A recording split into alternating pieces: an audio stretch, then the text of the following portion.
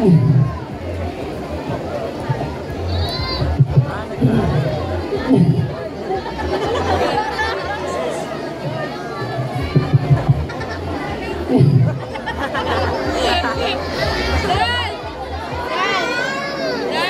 po bang palakpakan dyan? Wala po ba iyawan dyan? Wala po ba pagkain dyan? Happy? Hare? Saan ka punta? Maraming salamat po. From north to south, from east to west, up the highest mountain and down the deepest sea, and I'm gonna come out of my amazing cocoon and be part of this extravagant night. Maya Pabeni po kaya kayo nga, ano should I say? A pleasant evening to each and everyone, to the honorable panel of judges. Now, sir, and to everyone who is watching, magandang gabi po. Standing before you is a fresh and innocent. I'm a 25-year-old stunner hailing all the way from Panikit, Tarlac. I am a graduate with a bachelor's degree in secondary education and a licensed teacher. This is Miss Yegla Victoria in your life. But tonight's affair, please, do allow me as I stand by the name. Bakit di ba natin sabay-sabay palakpakan at hiyawan ang nag-iisang babae na nagpauso na bawal tayong lumabas? Ang inyong chinita princess, Miss Kim Chu. Maraming salamat po. And Miss Kim Chu nagpapaalala na dati ang babae tinitignan kung maganda. Ngayon, pag maganda, tinitignan kung babae. Pag ang nanay mo ay ngumiti ng matamis, malamang nagsweldo sa 4-piece. Pero pag si nanay palaging galit, sigurado, natalo yan sa tong-it. Kidding aside, honorable panel, tonight I am very proud to say that my costume is inspired by one of the festivities of the Philippines, the Para-Para Festival of Zamboanga City. Thank you so much and enjoy the show.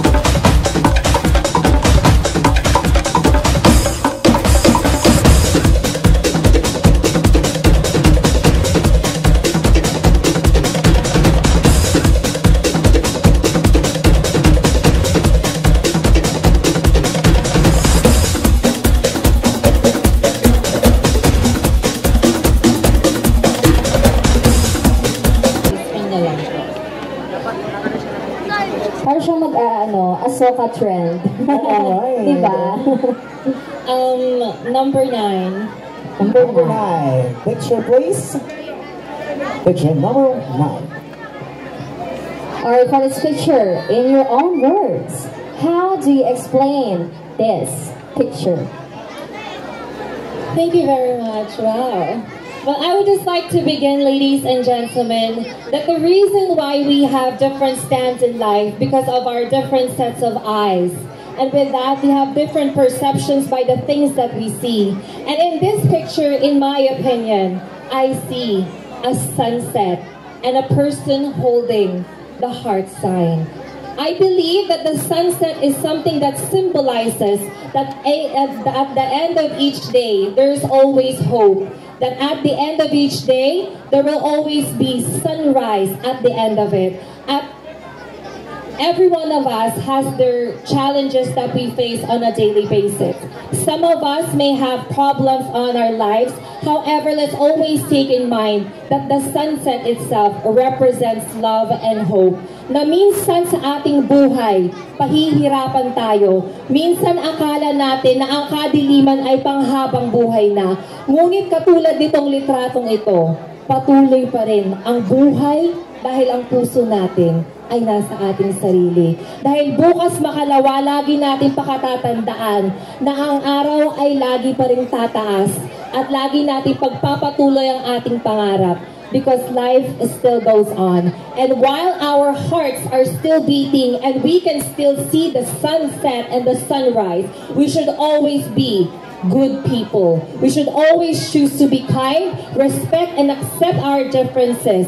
Why? Because that is the thing that is missing in our community. Marami po sa atin, ibis na mamutawi ang kabaitan, mas pinipiling maging masama, mas pinipili nilang maging bad sa ating mga kapwa-tao. But let's always remember that if you do good things to other people, it will always come back to you. Because life will always be just like an echo. The things that you do will always bounce back. Thank you so much. Thank you so much. Here's your question. Pick one. Sige po, palingan.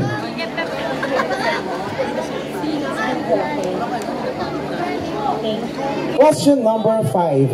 All right. Question number 5. Tell us something to remember you. Thank you very much for this very personal question. Do you know what, dear judges? A lot of people by different walks of life come into our lives. However, sometimes some people will always make their mark.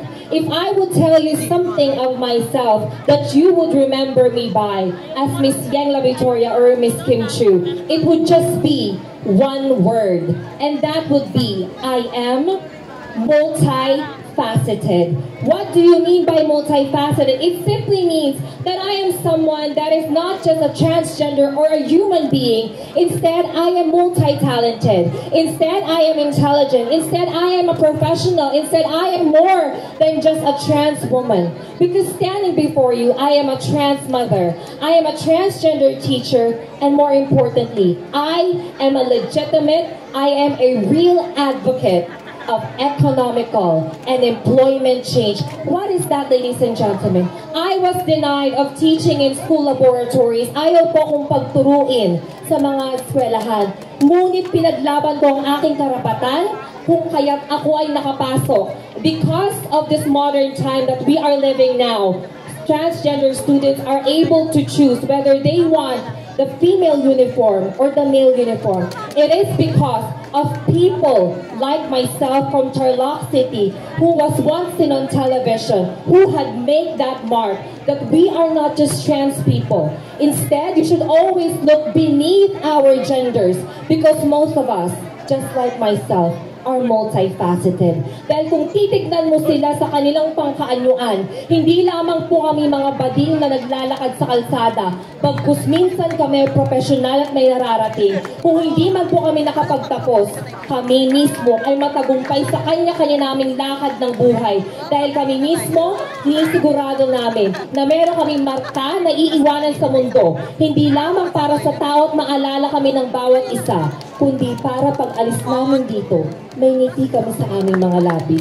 For as they say, ladies and gentlemen, when you were born and everyone was crying, then definitely do good things so that people will remember you. So that when you die, you will be the one who is smiling and everyone around you will be the one who is crying because of your legacy that you are remembered by. Thank you so much and good morning. All right, that's candidate number 5, Kim Chu.